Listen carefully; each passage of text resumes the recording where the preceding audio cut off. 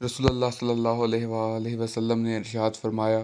جب رمضان المبارک کی پہلی رات ہوتی ہے تو آسمان کے دروازے کھول دیے جاتے ہیں،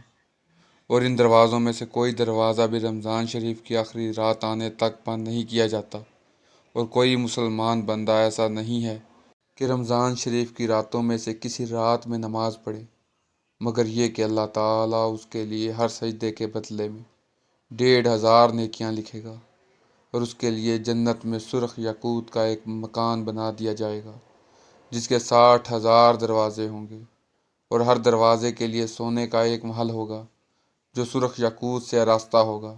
پھر جب روزہ دار رمضان المبارک کے پہلے دن کا روزہ رکھتا ہے